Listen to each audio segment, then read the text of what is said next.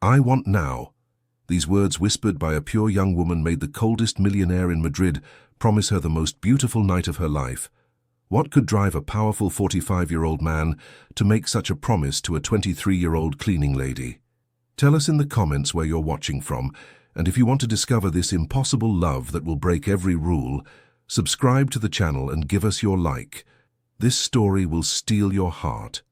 The aroma of hazelnut coffee mingled with the expensive cologne that permeated the elevator of New York City's most luxurious skyscraper. Sloane Mitchell clutched the crumpled envelope to her chest, her heart beating against the paper as if to infuse it with courage. The most powerful truths often emerge in the most unlikely places, she thought while watching the luminous numbers inexorably climbing. 23rd floor, announced a synthetic voice that seemed to mock her incongruous presence in this universe of marble and crystal.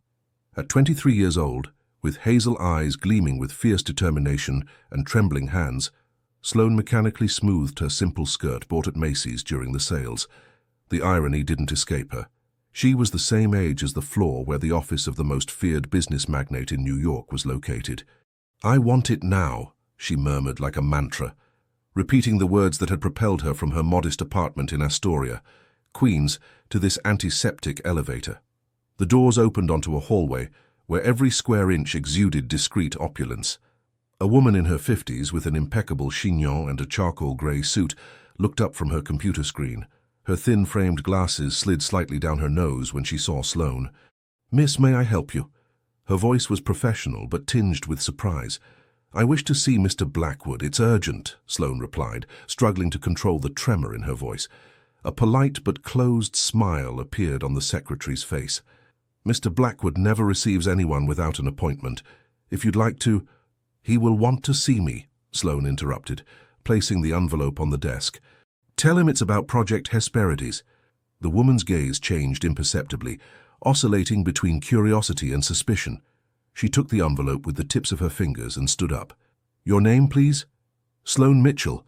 I work in the maintenance department, night shift." A silence fell, heavy as the secrets contained in the envelope. "Wait here." While the secretary disappeared behind an imposing dark wood door, Sloane let her gaze wander over New York spread at her feet like a carpet of lights. She had never seen the city from this angle, as if the destinies of millions of New Yorkers could be contemplated in a single glance from this summit of glass and steel. The door opened again, and the secretary reappeared, an indecipherable expression on her face. "He's giving you 5 minutes." These 5 words resonated in Sloane's mind, like the prelude to a symphony whose melody she didn't yet know. 5 minutes to change her destiny, and perhaps that of Harrison Blackwood, the man who, at 45, had long forgotten how his heart could beat for anything other than figures and power. Harrison Blackwood's office was exactly as Sloane had imagined it. A fortress of austere modernity, furnished with minimalist elegance that seemed to reject any trace of human warmth.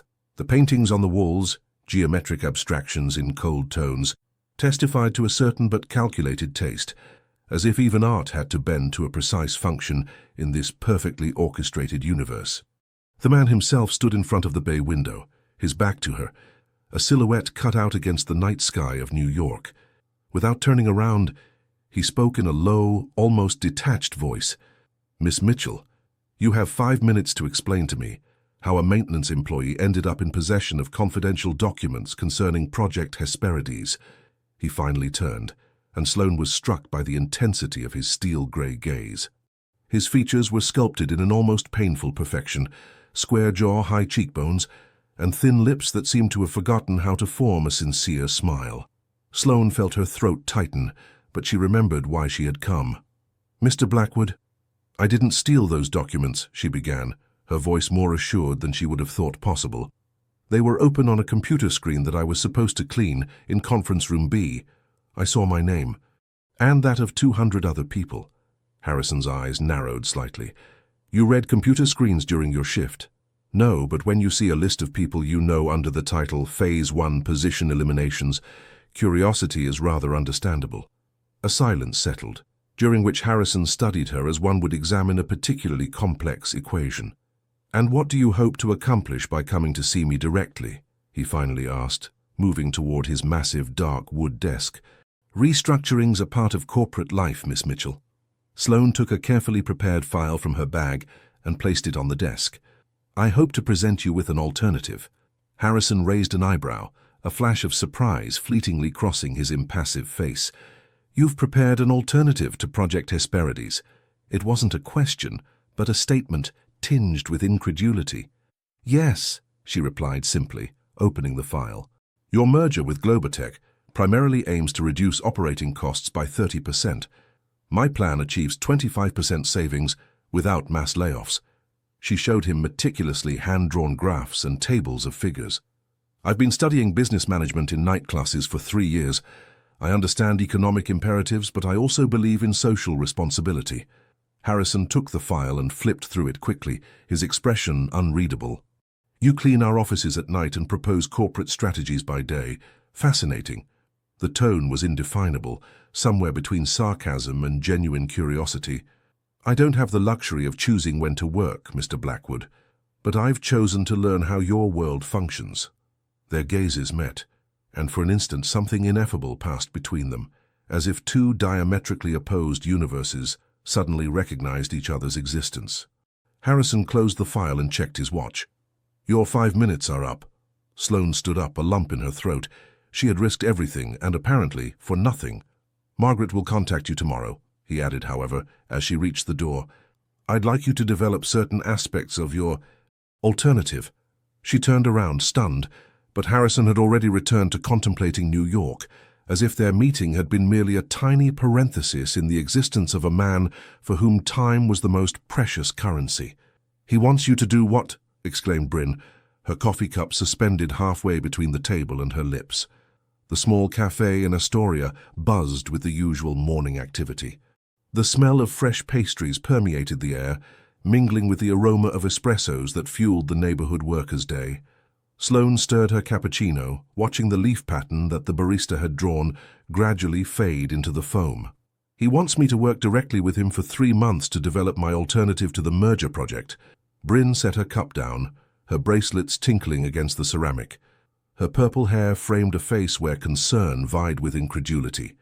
Sloane, do you realize that this kind of offer from a man like Blackwood isn't made out of pure generosity? A crease formed between Sloane's eyebrows. I know what you're implying, but it's not like that. It's purely professional. He was cold, clinical even. Men like him don't offer positions to women like us without ulterior motives.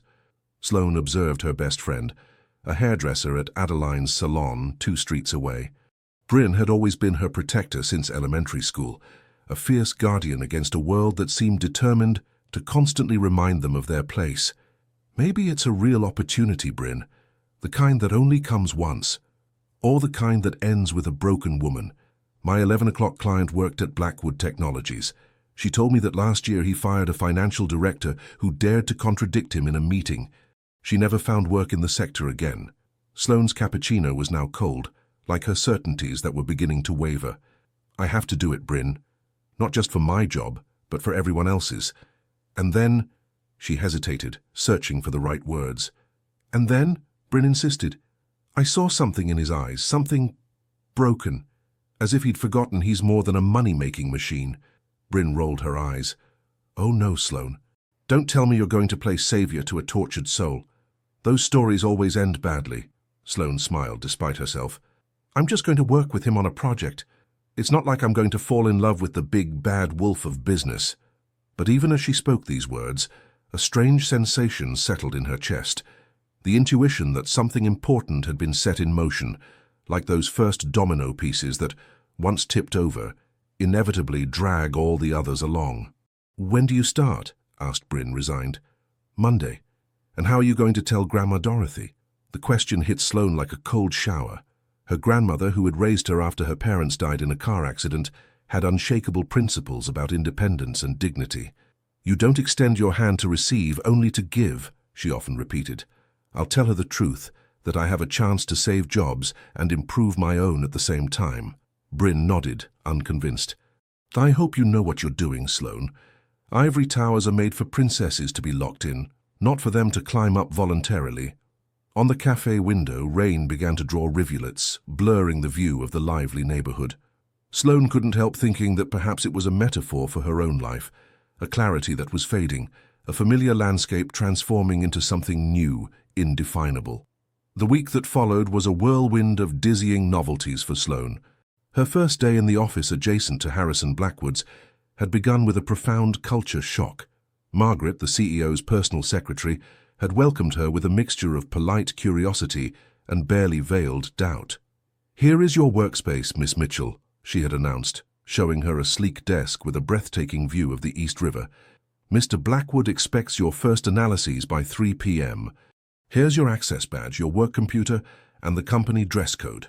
This last item had been dropped like a time bomb, a booklet detailing appearance expectations for Blackwood Technologies executives. Sloane had quickly realized that her 3 second-hand suits would not suffice in an environment where even the shade of navy blue was codified. Now sitting across from Harrison in the private conference room, where they met every evening to review progress, she still felt like an imposter, despite the black tailored suit she had bought in a rush, with an advance on her salary. "Your projections on human resource optimization are interesting," commented Harrison as he scrolled through the graphs on his tablet, "but they err on the side of excessive optimism." The soft evening light softened the CEO's usually hard features, giving the scene an unexpected intimacy. Outside, New York was gradually lighting up, an artificial constellation that rivaled the night sky. "I disagree," replied Sloane with an assurance that surprised even her. "The rate of adherence to voluntary departures that you anticipate is based on standard models." "But your company is anything but standard." A silence settled during which Harrison observed her intently. "Explain yourself." "I've talked to employees, not as a consultant, but when I was cleaning their offices. They're proud to work here. The average tenure is 8 years compared to 3 in the sector. They won't leave as easily as your models suggest." A shadow of a smile, the first that Sloane had seen, passed across Harrison's lips. "You've conducted your own field study. Interesting. I didn't have access to your analyst's sophisticated tools. I had to improvise." Harrison stood up and approached the bay window, hands in the pockets of his impeccably tailored pants. "Improvisation is underestimated in the business world, Miss Mitchell. We indulge in the illusion that everything can be predicted, modeled, controlled." There was a note of melancholy in his voice that surprised Sloane. "Does it happen to you often?" she asked. "What?" "Improvising. Doing something that wasn't in the plan." Harrison turned toward her, and for the first time she had the impression of seeing beyond the mask of the powerful businessman. "Not anymore," he admitted, "but once upon a time." He stopped, as if he had just remembered who he was talking to. "We've worked enough for today," he concluded abruptly. "Develop these new projections for tomorrow. And—" he hesitated, which seemed so uncharacteristic of him that Sloane wondered if she had heard correctly. "Yes?" she encouraged. "That suit looks good on you, but it's not necessary to conform exactly to the dress code. What matters is the quality of your work." With these words he left the room, leaving Sloane with the strange feeling of having glimpsed a crack in Harrison Blackwood's impenetrable armor. A crack that revealed a man very different from the one that the business world feared and respected. The weeks passed, transforming the initial strangeness into a routine that, surprisingly, began to feel natural to Sloane. Her days were now punctuated by strategic meetings, financial analyses, and those evening sessions with Harrison that gradually lengthened, extending beyond the strictly professional framework to address more personal subjects. That evening, a violent storm was beating down on New York, lashing the windows of the building that seemed to sway slightly under the force of the wind. Most of the employees had left long ago, fleeing the announced bad weather. Sloane and Harrison had stayed, absorbed in finalizing a crucial presentation for the board of directors. "It's almost midnight," Harrison noted, looking at his watch. "You should go home before the transportation shuts down completely." Sloane cast a worried glance out the window. The rain was now falling in dense sheets, turning the streets into miniature rivers. "I think it's already too late," she murmured. "The news says several subway lines are flooded." Harrison frowned, visibly annoyed by an element he couldn't control. "I'll call my driver." "At this hour, in this weather, it's dangerous and unnecessary," protested Sloane. "I can sleep in the break room. It wouldn't be the first time I've spent the night here." A silence settled, heavy with unspoken words. Sloane suddenly realized the double meaning her words might have. She, who had often cleaned these offices until dawn, I have an apartment in the building, Harrison finally said, on the top floor. You'll be better there than on a couch in the break room. Before she could respond, he quickly added, I'll stay at a hotel. The apartment will be entirely at your disposal. Sloane felt an unexpected warmth invade her cheeks. That's not necessary. I don't want to chase you from your home. It's not my home, he replied with a touch of bitterness. It's just a functional place for nights when I work late. My real residence is elsewhere. Sloane's curiosity was piqued by this rare personal information. Where do you really live, then? Harrison seemed to weigh his response. A brownstone in the Upper East Side. Much too large for one person, but it was a symbolic purchase. Symbolic? A lightning bolt briefly illuminated the room, followed a few seconds later by a rumble of thunder. Harrison approached the minibar hidden in a bookcase and took out 2 glasses and a bottle. Bourbon, he offered. It's cold. Sloane nodded, surprised by this gesture that seemed to mark a turning point in their relationship. Harrison poured the amber liquid and handed her a glass. I bought that house because it once belonged to the man who refused to hire my father 30 years ago, he explained, after taking a sip. My father was a brilliant engineer, but without the right connections, without the right accent, without the right last name. Sloane observed his sculpted profile against the rain-streaked window, fascinated by this unexpected confidence. And you succeeded where your father was rejected. I succeeded because my father was rejected, corrected Harrison, with a sudden harshness in his voice. His life was shattered by that refusal. My mother left shortly after. He started drinking. I promised myself that I would become powerful enough that no one could ever do that to me. He turned toward her, his eyes reflecting both vulnerability and fierce determination. And you, Sloane? What drives you to work at night while studying by day? To fight as you do? It was the first time he had called her by her first name, and this sudden familiarity created an intimacy that seemed intensified by the storm that isolated them from the rest of the world. My grandmother, she replied simply. She raised me alone after my parents' death. She always said that dignity isn't begged for, it's earned.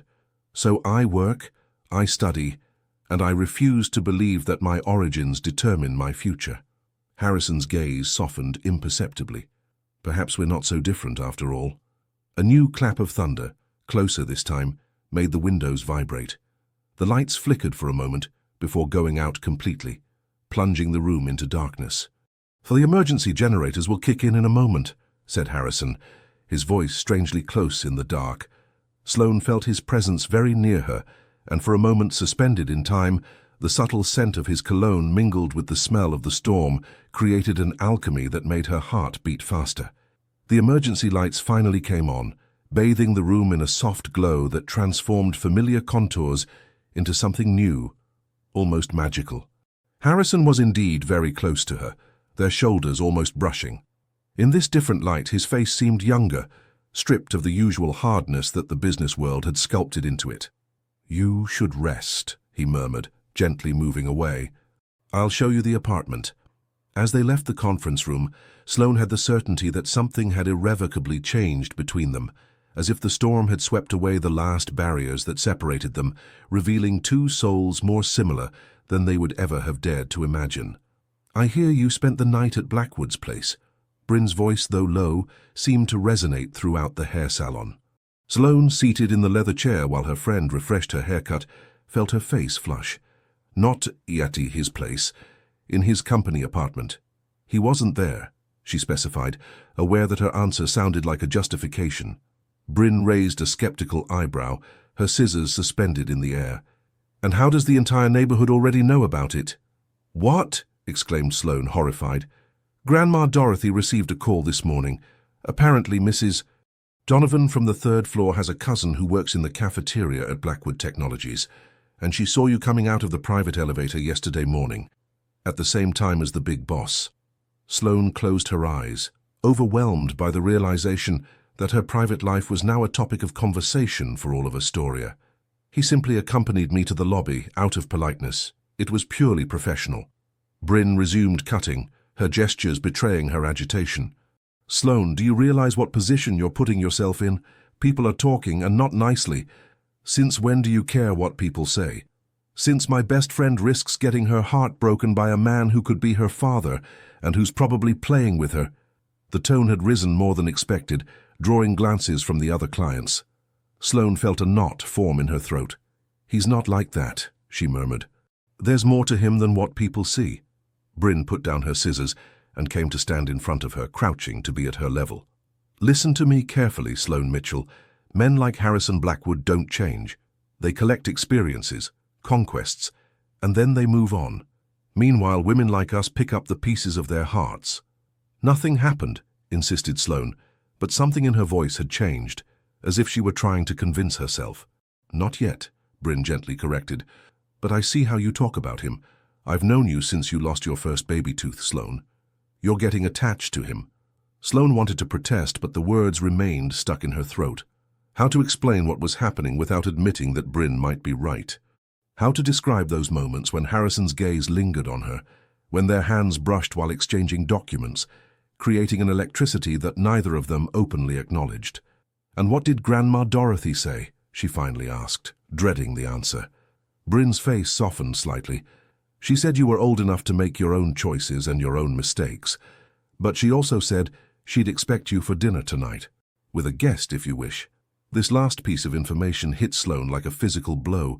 Grandma Dorothy, with her legendary pride and her contempt for unearned privileges, was offering to welcome Harrison Blackwood to her table.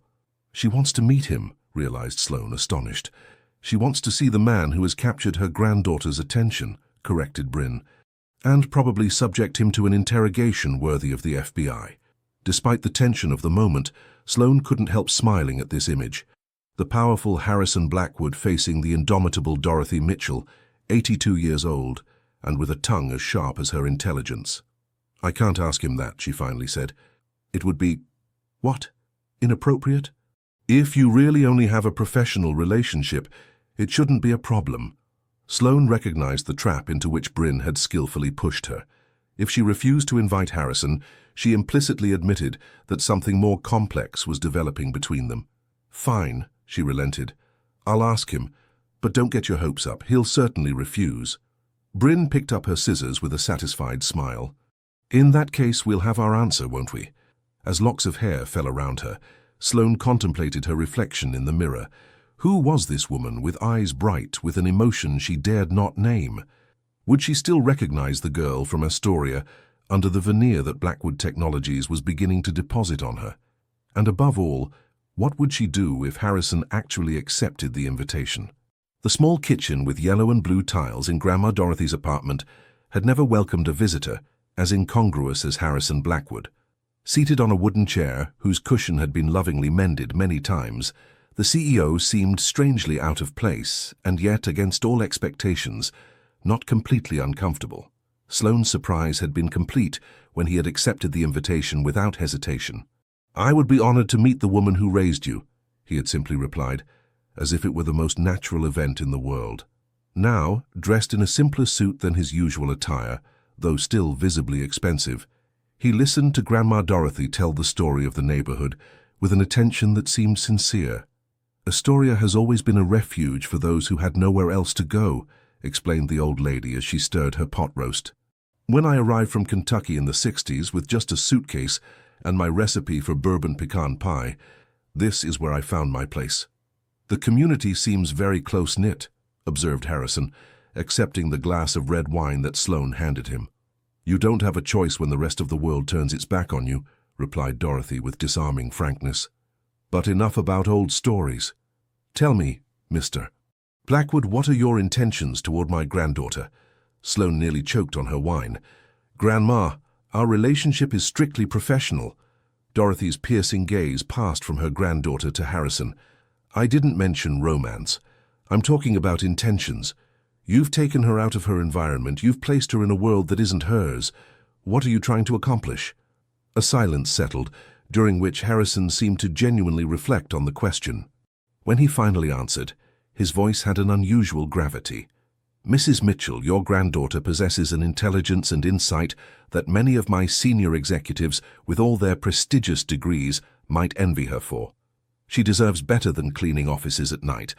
My intention is simply to offer her the opportunity she deserves." Dorothy continued to stare at him, unperturbed. "And when this opportunity is over, when you no longer need her for your project?"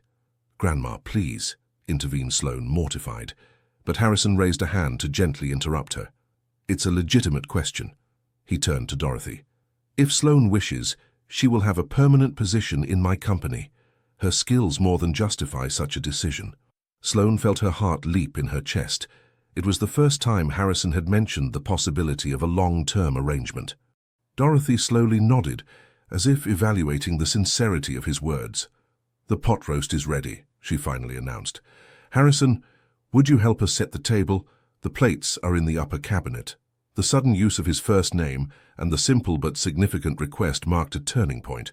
Harrison Blackwood had just gone from being a stranger to an accepted guest in the Mitchell household. The dinner unfolded in a surprisingly relaxed atmosphere. Harrison sincerely complimented Dorothy's cooking and listened with interest to stories from Sloane's childhood, discovering a facet of his collaborator that he would never have suspected. "She's always been like that," Dorothy recounted as she served dessert, a golden and fragrant apple pie. At 8 years old, she was already organizing petitions in the building for the landlord to fix the elevator. At 12, she was tutoring the neighborhood children. "She has this gift for seeing how to improve things and the determination to make it happen." Sloane lowered her eyes, embarrassed by these praises, but when she raised them, she met Harrison's gaze. What she saw there deeply unsettled her. Sincere admiration, mixed with something more personal, warmer than she had ever observed in him. The evening ended on the small balcony overlooking the lively street. The familiar sounds of the neighborhood rose up to them, conversations in several languages, music escaping from open windows, laughter of late children. "It's different from the view from your office, isn't it?" asked Sloane, as Dorothy had discreetly withdrawn to prepare coffee.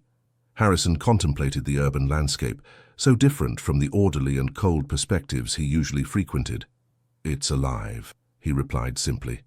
"At your place, New York breathes." "From my tower, it's just a model. It's not too late to change perspective," Sloane gently suggested. He turned to her, and in the soft evening light, his face seemed to have lost years of hardness. "Perhaps not," he murmured. Their gazes met and locked, communicating without words what neither was yet ready to express. The moment was interrupted by Grandma Dorothy's return with a tray of coffee. Later, when Harrison took his leave with a warmth and sincerity that surprised even Sloane, Dorothy waited for the door to close before pronouncing her verdict. "He has a good heart, that boy, but he's lost his way." "He's not a boy, Grandma. He's one of the most powerful men in New York." Dorothy waved away the objection with a gesture of her hand. "All men are boys who have aged too quickly. That one built an empire to protect himself, but the walls became his prison." She took Sloane's face between her wrinkled hands. "Be careful, my dear. You have the gift of seeing the best in others, but don't forget to protect yourself. Hearts that have been frozen and warm up too quickly can explode like cold glass thrown into boiling water." That night, lying in her childhood bed, Sloane contemplated the familiar ceiling where phosphorescent stars, stuck up 15 years earlier, glowed faintly. The evening had changed something fundamental in her relationship with Harrison. He was no longer just the intimidating CEO, but a man with a past, wounds, and perhaps a future different from the one he had mapped out. And despite all of Bryn's warnings, despite her grandmother's wisdom, Sloane felt her heart opening to a possibility she would never have imagined. That behind the walls of Harrison Blackwood's glass castle hid a man capable of loving and being loved. The amphitheater of Blackwood Technologies buzzed with murmurs as the board members and principal shareholders took their seats. The giant screen projected the company logo, austere and imposing, symbol of a power that no one had dared to question until now. In a small adjacent room, Sloane was fighting against nausea. Dressed in a navy blue suit, a gift from Harrison that she had finally accepted for this crucial occasion, she was reviewing her notes one last time, though she knew every figure, every projection by heart. "Are you ready?" Harrison's voice made her start. He stood in the doorway, impeccable in his anthracite grey suit, his gaze unreadable. "I think I'm going to throw up," she admitted, with a frankness that elicited a rare smile from Harrison. "I felt exactly the same before my first board presentation." "You? Impossible." "I was 28. I was the youngest person in the room, with an accent that betrayed my modest origins and cheap shoes. This unexpected confidence strangely calmed Sloane. The image of a vulnerable Harrison, struggling like her against prejudices, humanized the man he had become. "What did you do?" I looked each of them in the eye and remembered that my ideas were worth as much as theirs. He approached, and in a gesture that surprised them both, gently adjusted the collar of her jacket. "Your ideas are worth more than theirs, Sloane. Remember that you're fighting for real people, not for figures on a screen." The intimacy of the moment was interrupted by Margaret, who stuck her head through the door. "They're ready, Mr. Blackwood." Harrison stepped back a pace, instantly resuming his professional mask. "Let's go." The first minutes of the presentation unfolded as planned. Harrison introduced the context of the merger with Globatech and the challenges it represented. Then, in a gesture that silenced all conversations, he yielded the floor to Sloane. "Miss Mitchell will now present an alternative approach that we have developed jointly. I invite you to listen to her with the same attention you would give me." Sloane stepped forward, her legs trembling under the scrutinizing gazes of the assembly. She immediately felt the distrust, the judgment in the eyes of these men and women, accustomed to deciding the fate of thousands of employees without ever meeting them. Her voice wavered on the first words. Then she caught sight of Harrison, standing slightly apart, who gave her an imperceptible sign of encouragement. She took a deep breath and launched in. "The traditional merger plan that you have before you provides for the elimination of 217 positions to achieve savings of 30%. The alternative plan that I propose achieves 25% savings without mass layoffs. The 5% difference represents exactly the human cost that we choose to assume or reject." A murmur ran through the assembly. Sloane continued, her voice gaining assurance as she presented her detailed analysis. "Repositioning of teams, process optimization, reduction of non-essential expenses, targeted voluntary departure programs. In summary," she concluded after 40 minutes of an impeccable presentation, "we have the choice between rapid savings with considerable human and reputational costs or a progressive approach that preserves our most precious capital, our teams." The silence that followed was deafening. Then Preston Whitaker, Harrison's historical partner, slowly stood up. "Miss Mitchell, your presentation is interesting." The words seemed to have been chosen to be as neutral as possible. "But allow me a question. Where exactly do you come from? What are your qualifications to question a strategy developed by analysts with decades of experience?" The question, asked with icy politeness, was clearly meant to delegitimize her. Sloane felt all eyes converge on her, waiting for her to stumble. "I come from the maintenance service of this building, Mr. Whitaker." The frank response provoked a few stifled laughs and astonished looks. "My formal qualifications are limited to 3 years of business management studies in night classes, but I have an advantage over your analysts. I personally know 17 of the people on your layoff list. I know that Mr. Collins from accounting has 3 children in college. I know that Mrs. Rodriguez from marketing is the only source of income for her family since her husband fell ill." She paused, sweeping the assembly with her gaze. "My qualification, Mr. Whitaker, is that I see people where others see only numbers, and if that's a weakness in this world, then I'm guilty of it." A stunned silence greeted this response. Then, against all expectations, someone began to applaud. It was Margaret, discreetly placed at the back of the room. Other hands joined hers, until a veritable ovation filled the amphitheater. Whitaker sat back down, visibly annoyed. Sloane looked for Harrison, uncertain of his reaction.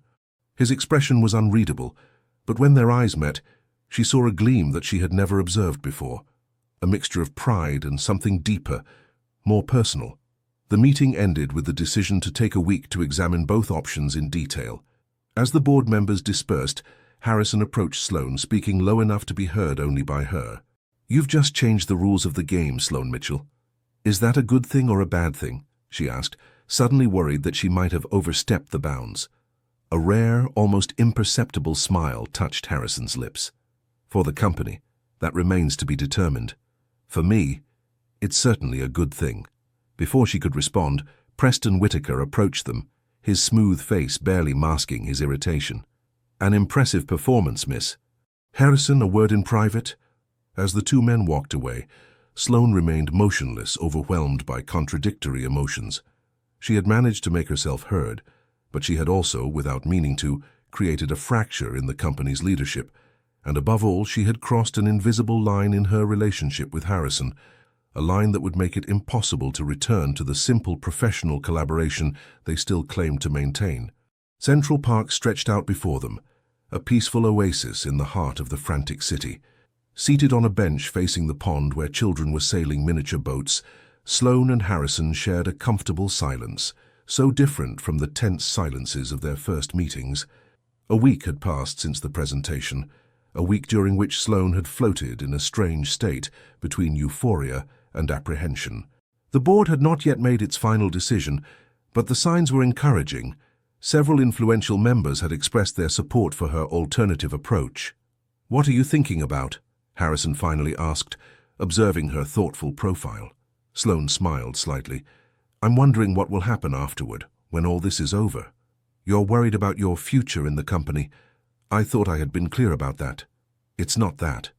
I'm wondering—" She hesitated, searching for the right words. "I'm wondering if we can go back to what we were before." Harrison turned his gaze toward the children playing, his expression unreadable. "And what were we exactly?" The question, asked gently but directly, placed them both face to face with what they had carefully avoided naming until now. A CEO and his employee, a mentor and his protégé. Collaborators, Sloane enumerated, knowing perfectly well that these definitions no longer captured the complexity of their relationship. "Is that all?" Her heartbeat accelerated. "I don't know, Harrison. You tell me." He turned to her, his gaze of a troubling intensity. "I believe we are well beyond these simple definitions, Sloane, and I'm not sure I want to go back." Before she could respond, a familiar voice interrupted them. "Sloane?" She turned around, stunned to see Caleb, her ex-fiancé, standing in front of them. Tall, his features marked by the manual labor he performed in construction, he seemed as surprised as she was. "Caleb, what are you doing here?" "I'm working on the renovation site over there," he explained, pointing to a part of the park. His eyes went from Sloane to Harrison, quickly assessing the situation.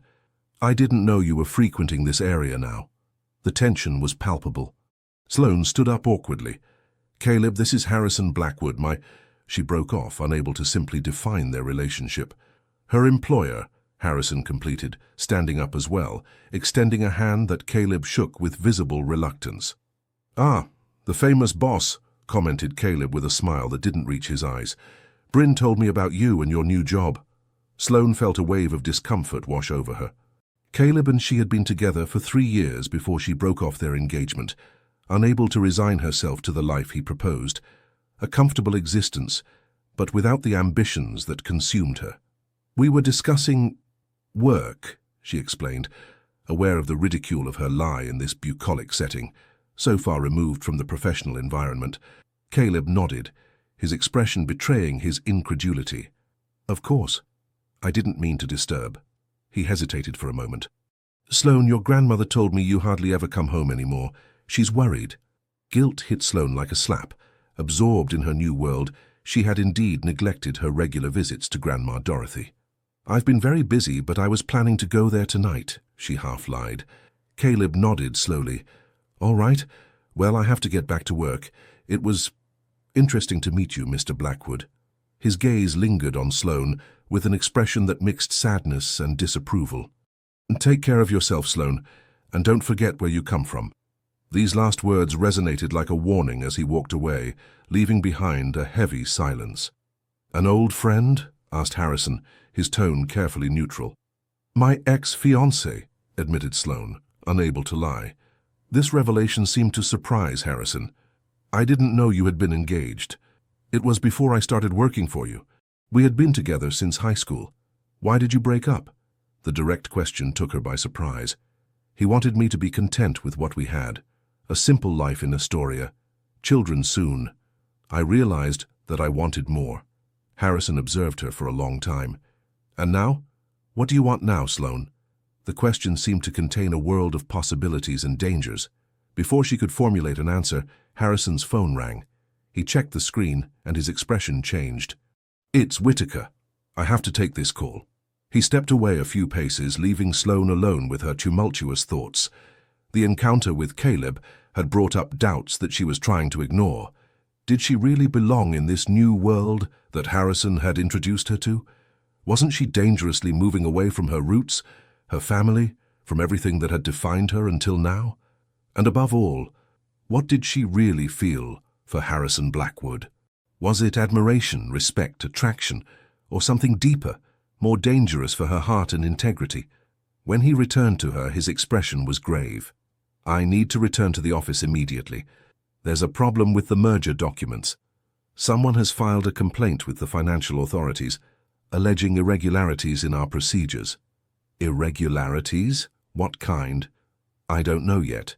But Whitaker seems to think that it could compromise the entire project. As they left the park, Sloane couldn't help thinking that this call had come at just the right time, saving them from a conversation for which neither was perhaps ready. But as Harrison's car took them back to the glass tower of Blackwood Technologies, Caleb's words still resonated in her mind. "Don't forget where you come from." The problem, she realized with a touch of anguish, was that she was no longer certain of knowing exactly where her place was, in the simple but authentic world of Astoria, or in the complex and fascinating universe that Harrison had opened up to her. The main conference room of Blackwood Technologies was plunged into an icy silence. Around the long mahogany table, tense faces reflected the gravity of the situation. Preston Whitaker, standing in front of the giant screen, had just finished his presentation on the allegations that threatened the company. "In summary," he concluded, staring intensely at Harrison, "someone has transmitted documents to the financial authorities suggesting that our merger with Globatech would serve to conceal dubious transactions. A preliminary investigation is underway." Sloane, seated slightly apart, observed the scene with growing discomfort. The atmosphere was heavy with unspoken words and suspicions. "Are these allegations founded?" asked Harrison in a dangerously calm voice. Whitaker spread his hands in a studied gesture of helplessness. "Of course not. But the damage is done. Investor confidence is shaken, and as long as this investigation hangs over us, the merger is compromised." "Who would have an interest in sabotaging us like this?" interjected one of the directors. "The list is long," replied Whitaker with a joyless smile. "But more important than the who is the how. The documents transmitted to the authorities contain confidential information. It's an internal leak." His gaze lingered ostentatiously on Sloane, creating a heavy silence in the room. "Are you insinuating something, Preston?" asked Harrison, his voice sharp as a blade. "I'm simply noting that the problems began shortly after the arrival of certain people in our inner circle." Sloane felt all eyes converge on her. The accusation, though veiled, was transparent. "That's absurd," she replied, her throat tight with indignation. "Why would I sabotage a project I've worked on day and night?" "Perhaps to impose your alternative solution," suggested Whitaker with venomous sweetness. "An investigation that would delay the merger would give time to implement your plan, wouldn't it?" Harrison suddenly struck the table with his fist, making everyone jump. "Enough. We're not here to make accusations without evidence." He turned to the legal team. "I want complete transparency with the investigators. Open all the books, all the files. We have nothing to hide." Then, rising with an authority that immediately imposed silence, he added, "This meeting is over. Preston in my office now." As the room emptied, Sloane remained motionless, shaken by Whitaker's insinuations. Margaret, who had not said a word during the entire meeting, discreetly approached her. "Don't stay alone, Miss Mitchell. Rumors are already spreading on all floors." "But it's ridiculous. I would never do such a thing." Margaret cast a glance toward the door through which Harrison and Whitaker had disappeared. "It's not me you need to convince. Be careful. In this world, appearances often count more than truth." With these enigmatic words, she walked away, leaving Sloane with a sense of vulnerability she had never felt before in these offices. Evening was falling on New York, when Sloane, exhausted by a day of suspicious looks and whispers, interrupted at her approach, finally left the building. Harrison had not contacted her since the morning meeting, and his absence was like a silent wound that kept widening. As she stepped out into the cool evening air, she was surprised to see a familiar figure waiting for her. Caleb? He was leaning against a lamppost, hands buried in the pockets of his worn leather jacket. "Hey, Sloane, I thought you might need a friend tonight." How did you know where to find me? Bryn told me you've been working late these days. He shrugged with a disarming smile. I took a chance. The familiarity of his presence after such a trying day was like a lifeline. Without thinking, Sloane accepted his proposal to go have a drink at their old favorite cafe in Astoria.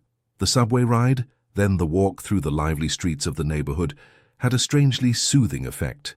It was like finding a comfortable old coat after wearing elegant but stiff clothes. Settled at a table in the corner cafe, in front of glasses of red wine, they quickly found their old complicity. "You look exhausted," observed Caleb after Sloane had evoked in vague terms the difficulties of her day. "It's complicated. It always is with people like them." He took a sip of wine. "You know, no one would have imagined you'd end up working for a guy like Blackwood, the kind of boss who eliminates jobs with a stroke of a pen." Sloane stiffened slightly. "You don't know him, Caleb. He's more complex than that." "Really?" He looked at her with an intensity that made her uncomfortable. "You're defending him now. I'm defending the truth, and the truth is that I'm trying to save jobs, not destroy them." Caleb nodded slowly, as if he was assimilating important information. "That's why I've always admired you, Sloane. You always want to do what's right, even when it's difficult." He placed his hand on hers, a gesture both familiar and strange after all these months. "I miss you, you know. All of us here wonder when you're going to come back home." "I never left Astoria," she protested weakly. "Physically, no. But your spirit—" He let his sentence hang, the implication floating between them. Before Sloane could respond, her phone vibrated. Harrison's name displayed on the screen. "I need to take this call," she said, moving slightly away from Caleb. Harrison's voice was tense, almost urgent. "Where are you?" "In Astoria." "Why?" "What's happening?" "I need to see you immediately. It's important." The gravity of his tone alarmed Sloane. "Is it about this morning's accusations?"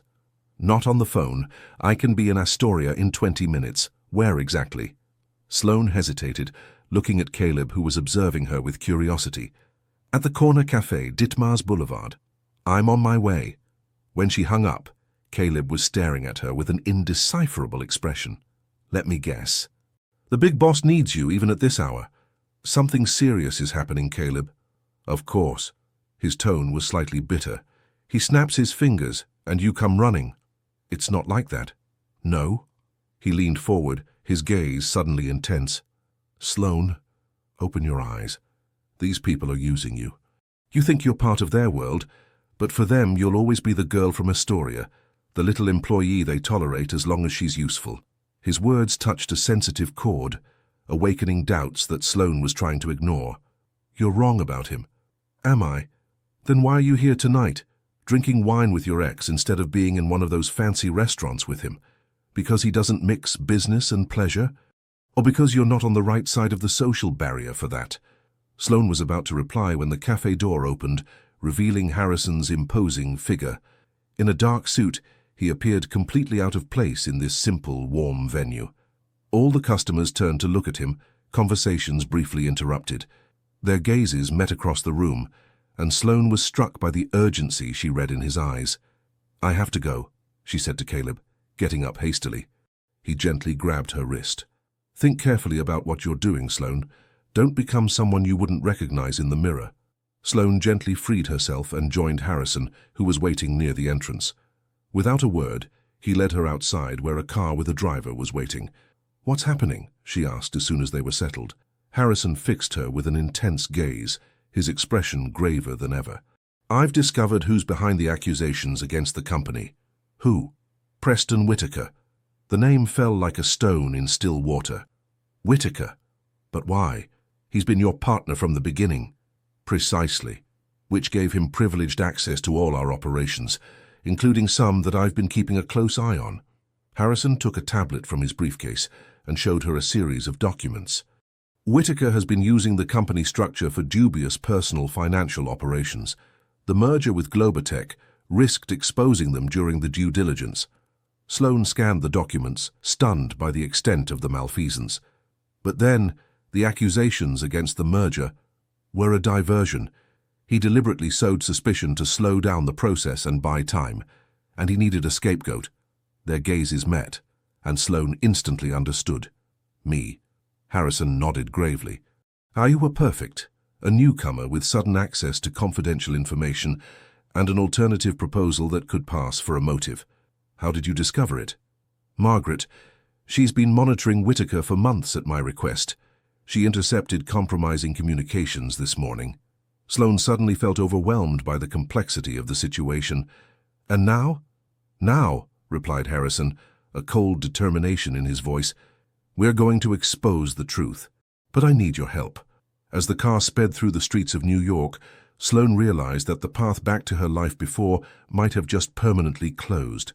For better or worse, her destiny was now irrevocably linked to that of Harrison Blackwood.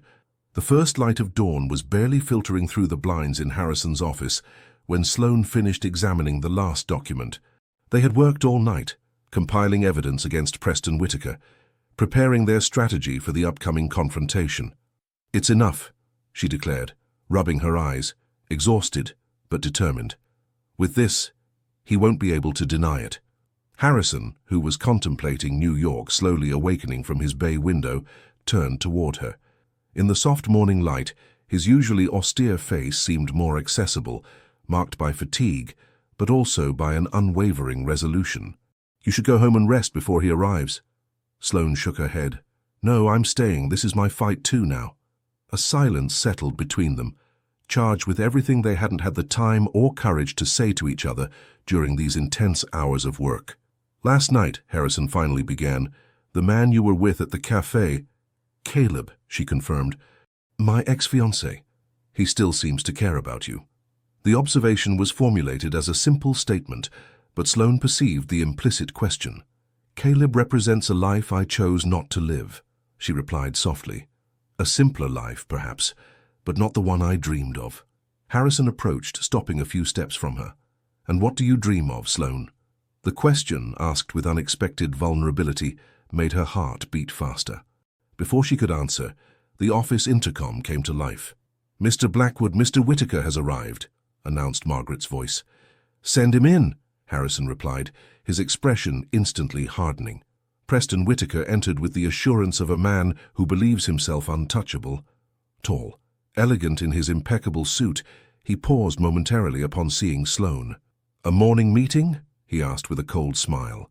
I was unaware that Miss Mitchell now participated in strategic discussions. Sit down, Preston, Harrison ordered, in a tone that brooked no argument. Whitaker complied, his confidence slightly shaken by the tense atmosphere. We know everything, Harrison simply announced, pushing toward him a folder containing evidence of his malfeasance. Whitaker's face remained impassive as he scanned the documents, but a muscle twitched imperceptibly in his jaw. Ridiculous accusations, he finally declared, closing the folder. You have nothing conclusive. We have the recordings of your conversations with Gerhardt from Deutsche Bank, Sloane interjected, and the transfers to your offshore accounts through Globotech subsidiaries. A flash of surprise crossed Whitaker's gaze. He turned to Harrison. You're having me spied on now, by your little protégé, no less. You betrayed me, Preston, Harrison replied, his voice dangerously calm. Worse, you compromised the company that we built together. The company that we built? Whitaker's laugh was devoid of any joy. Don't be naive, Harrison. You've always had the leading role, the spotlight, the glory, while I did the real work in the shadows. The real work, embezzling funds, falsifying reports, taking what was rightfully mine. Whitaker's facade was cracking, revealing a long-contained bitterness. You would never have succeeded without me, Harrison. Who do you think negotiated the first contracts when no one wanted to take seriously that kid from a working-class neighborhood with ideas too big for him? The revelation struck Sloane. Behind the image of the founding duo sharing a common vision hid a far more complex dynamic, fed by resentment and diverging ambitions. You're right, admitted Harrison, surprising the other two. Without you, I might not have succeeded at this level, but that doesn't justify what you did. And what do you intend to do? Challenged Whitaker. Report me? You know what will happen to the company if this scandal breaks. The stock will crash. Thousands of jobs will be threatened. Harrison and Sloane exchanged a glance. Whitaker had put his finger on the dilemma they were facing. Justice or protection of the company and its employees. There's another option, Sloane interjected, an idea taking shape in her mind. An internal restructuring. Mr. Whitaker resigns, sells his shares, and we implement a system that ensures no similar operation can recur. And why would I accept that? Sneered Whitaker. Because the alternative is prison, Harrison coldly replied. We have enough to indict you, Preston. The question is whether we're prepared to sacrifice the company for it. A heavy silence settled while Whitaker weighed his options. Finally, he looked up, a nasty smile on his lips. Fine, Harrison. I'll leave. But don't forget one thing. Without me, you'll finally have to fully assume what it means to run this company. No more scapegoat for difficult decisions. No one to do the dirty work while you play the visionary CEO. His gaze slid toward Sloane. And you, the little idealist from Astoria, you'll soon discover that saving jobs and making profits are often incompatible. When that moment comes, we'll see if your fine principles still hold. He stood up, mechanically smoothing his suit. My resignation letter will be on your desk tonight. My lawyers will contact you about the terms of the sale of my shares. As he reached the door, he turned one last time. One last thing, Harrison. This girl, he indicated Sloane with a nod of his head. She reminds you of who you were before. That's why you keep her close. But don't forget who you've become. People like you two never end up together. Not in our world. With these poisonous words, he left, leaving behind a heavy silence. Don't listen to him, Sloane finally said, disturbed despite herself by Whitaker's last words. Harrison approached the window, contemplating the city that was progressively coming to life. What if he's right, he murmured, more to himself than to her. What if I've become exactly what I used to hate? Sloane approached, stopping just behind him. You made the right choice today. You chose to protect jobs rather than get revenge. Out of calculation, perhaps, not out of kindness. Intentions matter less than actions sometimes. Harrison turned to her, his gaze of a troubling intensity. Whitaker is right about one thing. People like us, we belong to different worlds. Worlds that can meet, she replied softly. That have already met. Their gazes locked, communicating what words could not yet fully express. In the silence of this office perched above New York, something essential had just changed between them. The mutual recognition that their relationship had definitely transcended the professional framework. We should prepare, Harrison finally said, breaking the moment. The board must be informed of the situation. A new era is beginning for the company. Sloane nodded, understanding that this new era perhaps concerned more than Blackwood Technologies. It also concerned the man standing in front of her, a man who, for the first time in a long time, seemed ready to rediscover who he truly was, beyond the mask of the powerful businessman. The weeks that followed Preston Whitaker's departure were among the most intense that Sloane had ever experienced. The restructuring of the company, now officially under her supervision as the new Deputy Director of Social Strategy, a title created especially for her by Harrison, required endless days and nights that were too short. That evening, while most employees had long since left the building, Sloane remained bent over the latest reports concerning team reassignments, determined to find the solution that would preserve the maximum number of jobs while maintaining the economic viability of operations. You work too much, declared a familiar voice from the entrance to her office. Sloane looked up to discover Harrison, his tie loosened and his jacket abandoned, holding 2 steaming cups. Says the man who hasn't taken a day off in 15 years, she replied with a tired smile. He approached, placing one of the cups in front of her. Earl Grey with bergamot. Margaret told me it was your favorite. This small gesture of attention touched her more than she would have admitted. Since the confrontation with Whitaker, something had changed between them. A new proximity, still fragile, but undeniable. How did the meeting with the investors go? She asked, savoring the first sip of the fragrant beverage. Better than expected. The ethical restructuring plan convinced them. Some were skeptical, of course, but the projections are solid. Your work has been remarkable. The compliment coming from a man usually so sparing with praise warmed Sloane from within. Our work, she gently corrected. Harrison sat across from her, his gaze scanning the documents spread across the desk. You know, when you arrived in my office that first day, with your crumpled envelope and your determination, I thought I would dismiss you in 2 minutes. What made you change your mind? He seemed to reflect for a moment. Your eyes, I think. They shone with a conviction I hadn't seen for a long time, not even in my own reflection. A comfortable silence settled between them, filled with unspoken words and possibilities. I have something to show you, Harrison finally announced. If you can tear yourself away from these reports for an hour or two. Intrigued, Sloane nodded, quickly gathering her things. Harrison's car drove them through New York to an elegant residential neighborhood without the ostentatious opulence of the Upper East Side. They stopped in front of a historic brownstone with a recently restored facade. "Where are we?" asked Sloane as they climbed stairs with stone steps worn by time. "My home." Harrison's simple response surprised her. "My real home. Not the brownstone I bought out of vengeance, nor the functional apartment in the tower. The place where I actually live." He opened a door on the 3rd floor, revealing a spacious but surprisingly warm apartment. The walls were covered with bookshelves overflowing with books. Artworks, not the cold abstractions of his office, but vibrant landscapes and a few expressive portraits, adorned the available spaces. "This is not what I expected," admitted Sloane, exploring the space with her gaze. "What did you imagine? Marble, glass, and designer furniture impossible to use comfortably?" He smiled slightly. "That's the image I cultivate, I suppose." "Why?" He shrugged, guiding her toward the living room where a bay window offered a view of a small, verdant inner courtyard. "Because it's easier.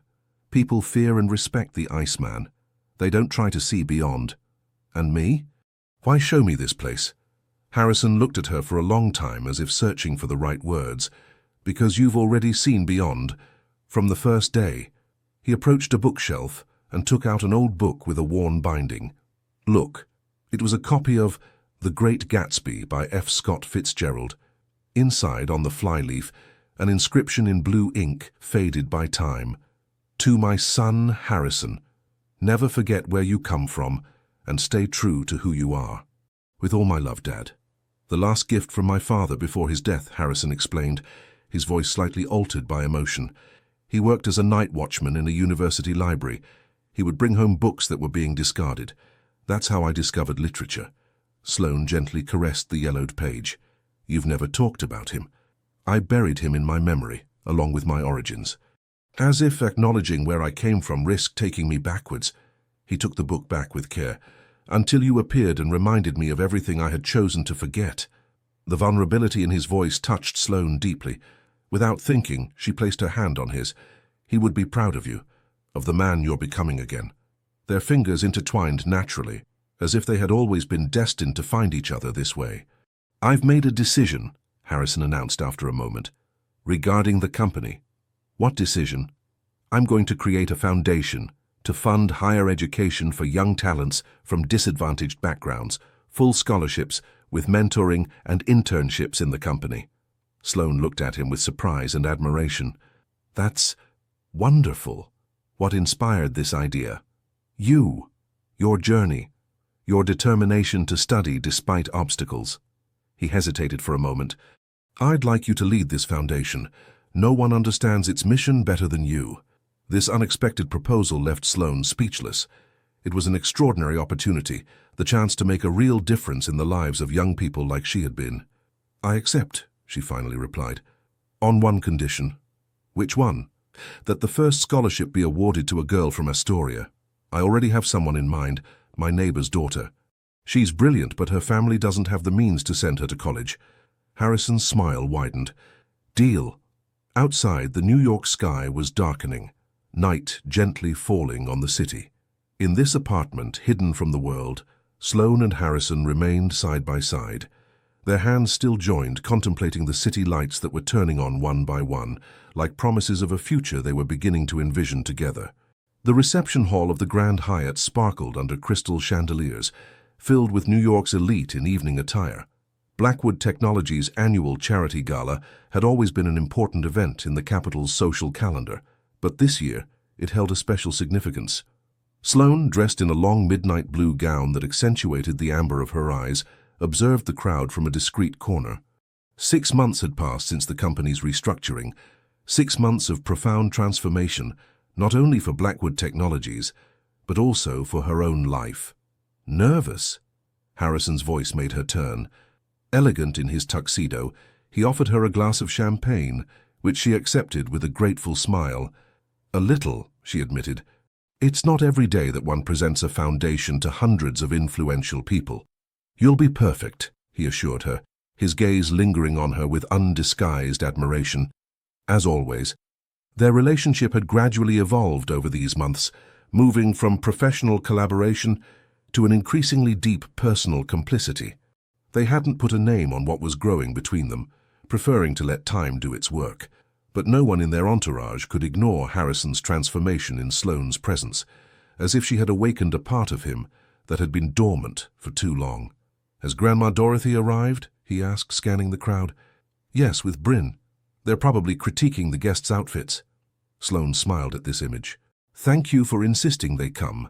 Your family is as much a part of this evening as the Foundation itself." These simple words perfectly summarized Harrison's evolution, his recognition that a person's value isn't measured by their fortune or influence, but by the connections they weave. The tinkling of a glass interrupted conversations, drawing attention to the stage where Margaret was signaling Harrison to join her. The moment had arrived. "It's time," he murmured. "Ready?" Sloane took a deep breath. "Ready." They crossed the room together, under the curious gazes of guests who, for many, still wondered about the exact nature of their relationship. Rumors circulated in the closed circles of New York high society. Some spoke of a simple professional alliance, others of a more personal story. But no one could deny the positive impact this collaboration had had on the company. Harrison took his place in front of the microphone, his presence immediately imposing silence. "Ladies and gentlemen, thank you for being present tonight for an event that marks a turning point in the history of Blackwood Technologies." His voice resonated with natural authority, but Sloane noticed the new warmth that inhabited it.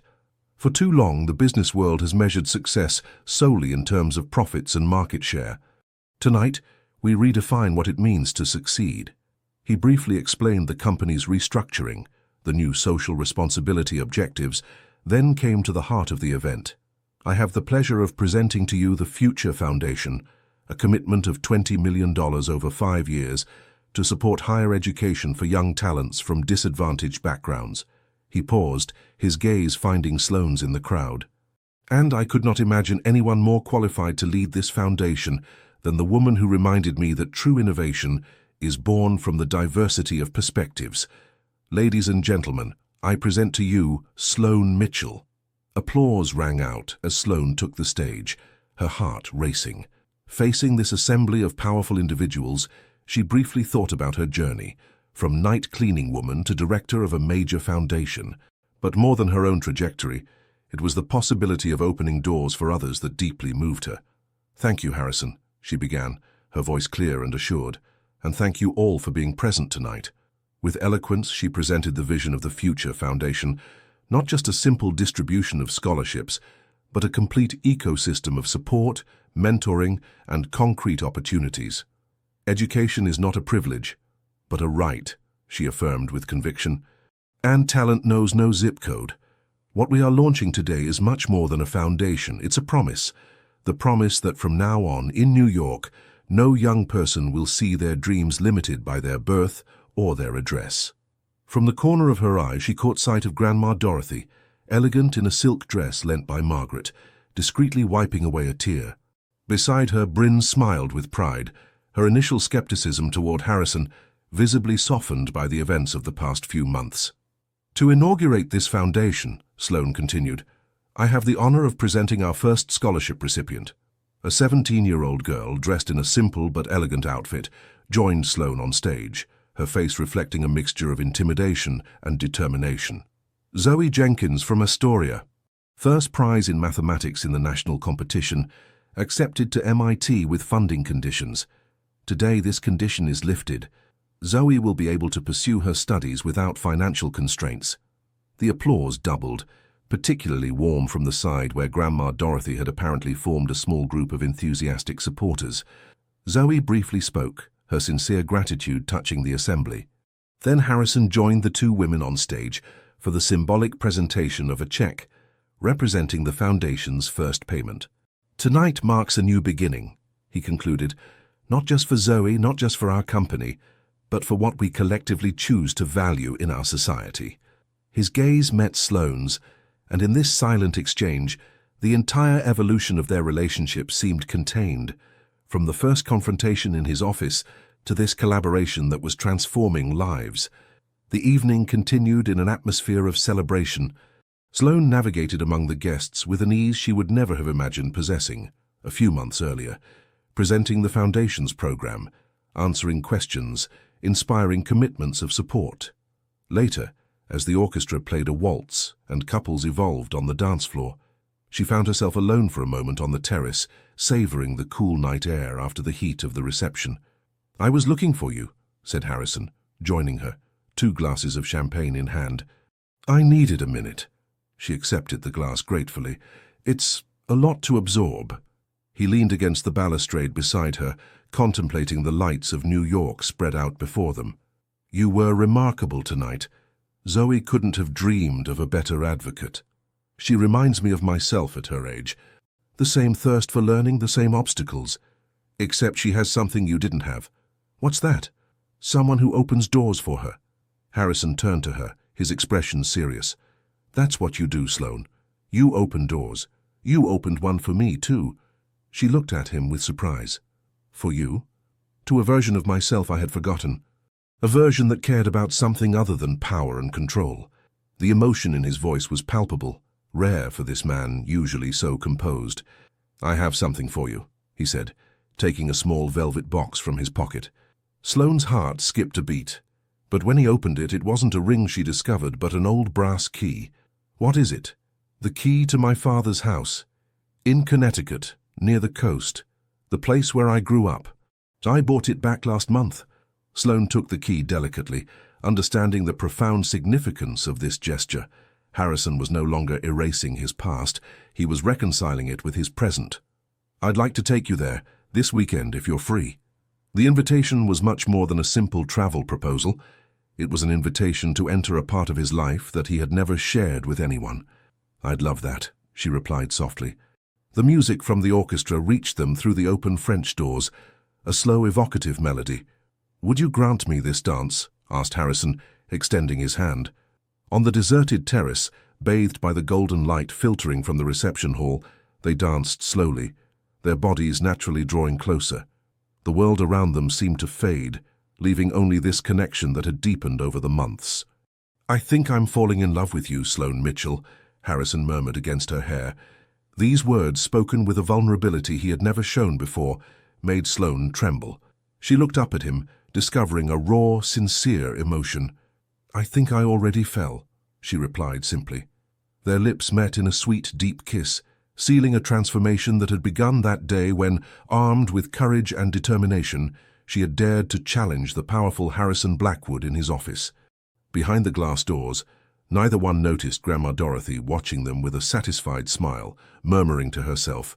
Finally, 1 year to the day after their first meeting, Sloane stood in front of the mirror in the small Connecticut coastal house that Harrison had lovingly restored.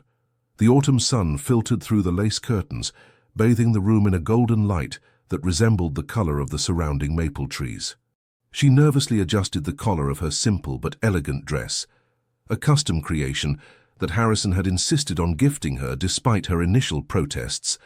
The ivory fabric perfectly hugged her silhouette, evoking refined simplicity rather than ostentatious opulence. "You're magnificent," declared Grandma Dorothy, entering the room, resplendent in her sky-blue ensemble. "Thank you, Grandma." Sloane turned to her grandmother, emotion tightening her throat. "I'm having trouble believing we've gotten here." Dorothy approached, adjusting a rebellious strand in her granddaughter's hairstyle. "I'm not surprised. I knew from the first evening, when he came to dinner at home. How? The way he looked at you, when he thought no one noticed, as if you were both a miracle and an enigma." She took Sloane's hands in hers. "And the way you shone in his presence, even when you claimed to be annoyed by him." Sloane smiled, remembering the tumultuous early months of their relationship. "He's changed, you know," she said softly. "Or rather, he's become himself again." "People don't fundamentally change, my dear, they reveal themselves." Dorothy tenderly caressed her granddaughter's cheek. "You didn't transform Harrison. You simply reminded him who he truly was, beneath the layers of protection he had built." A light knock at the door interrupted their conversation. Bryn stuck her head in, her hair now dyed pastel blue, forming a striking contrast with her elegant bridesmaid's dress. "It's time," she announced with a radiant smile. "Everyone's ready. And Harrison looks like he's about to faint from anxiety." This image of the powerful businessman, as nervous as a teenager, made Sloane laugh, dissipating some of her tension. "Then let's not keep him waiting," she decided, taking a deep breath. The ceremony was taking place in the garden of the property, under a flowery arch facing the green hills. Only about 50 guests, an unlikely but harmonious mix of the two worlds that had merged over the past year. Neighbors from Astoria mingled with Blackwood Technologies executives. Sloane's childhood friends chatted with international business partners. When Sloane appeared at the end of the improvised aisle, on the arm of Mr. Collins from the accounting department, who had emotionally accepted to walk her down the aisle, a respectful silence fell. But it was Harrison's face that captured all her attention. The expression of pure adoration and disbelief, written there, perfectly reflected what she herself was feeling. Dressed in a simple but perfectly tailored suit, he seemed transformed from the cold, distant man she had confronted in his office a year earlier. The hard lines of his face had softened, and his eyes, once calculating and wary, now shone with an emotion he no longer sought to conceal. When she took her place beside him, he whispered to her, "You are a dream come true." The ceremony was brief but deeply personal. They had written their own vows, rejecting conventional formulas for promises that truly reflected their unique journey. "Sloane," Harrison began, his voice unusually emotional, "you entered my life like a storm, upsetting all my certainties, challenging all my rules. You reminded me that behind every number hides a person, behind every decision a human impact. You showed me that it's possible to be strong without being hard, ambitious without being ruthless. I promise you today to never forget these lessons, to keep my heart open as you taught me to do, to see the world through your eyes, then with compassion, courage, and hope." Moved to tears, Sloane took a deep breath before pronouncing her own vows. "Harrison, our story began with a conflict, was built through challenges, and now flourishes in a harmony I would never have thought possible. You showed me that the barriers we perceive between worlds are often illusions we create ourselves. You offered me not a fairy tale but something far more precious, the possibility of being fully myself while growing alongside you. I promise to always remind you of your own light when you forget it, to defend our shared values with the same passion that led me to your office that first day, and to build with you a future where our differences are our strength." The exchange of rings, simple white gold bands engraved inside with the words, "I want it now," was followed by a kiss that sealed their union under the applause of the guests. The reception that followed, organized under an elegant tent in the garden, perfectly embodied the fusion of their universes. Refined cuisine sat alongside traditional dishes prepared according to Grandma Dorothy's recipes. A string quartet alternated with a jazz saxophonist from Astoria, whom Harrison had specially brought in. Vintage champagne was served alongside the artisanal apple cider that Sloane had always loved. As the sun began to set, tinting the sky with purple and orange hues, Harrison discreetly led Sloane away from the festivities. Hand in hand, they climbed the small hill behind the property, to an old oak tree under which a simple swing had been installed. "It was here when I was a child," explained Harrison, inviting her to sit. "My father built it himself. I had it restored, for our children someday." This projection into the future, so natural in his mouth, made Sloane smile. She settled on the swing, letting Harrison gently push her while the setting sun bathed the landscape in a magical light. "You know what's most extraordinary?" she asked, looking up at him. "That a cleaning woman and a CEO could end up married despite everything that separated them." She laughed softly. "No, that two people had the courage to see beyond the labels the world had attached to them. You weren't just the heartless CEO, and I wasn't just the idealistic cleaning woman. We were much more, we still are." Harrison gently stopped the swing to come and crouch in front of her, taking her hands in his. "You know what I've realized, Sloane? True luxury was never in the glass towers or the bank accounts. It's the freedom to be authentically oneself, to reinvent oneself, to find someone who sees who you truly are and loves you for it." In the distance, the music and laughter of their guests rose up to them, a joyful reminder of the community they had created together, a bridge between worlds that everything seemed to oppose. "What do you want now?" he asked softly, repeating the words that had changed their lives. Sloane smiled, framing his face with her hands. Everything. You. Us. Our future. Our growing foundation. Maybe a family someday. But above all, I want to continue discovering who we can become together. Their lips found each other in a kiss filled with promises, while the last ray of sunlight illuminated the valley before them, like a golden path toward the possibilities they would now explore hand in hand. For the greatest lesson of their story wasn't that love transcends social classes. It was that true transformation comes from the encounter of two beings who have the courage to see each other for what they truly are, beyond appearances and prejudices. And in the scent of the evening that was gently settling over the Connecticut countryside, mingling the aromas of wild flowers, damp earth, and kept promises, Sloane and Harrison savored the certainty that their most beautiful night would not be a single evening, but an entire lifetime redefining together what it truly means to succeed.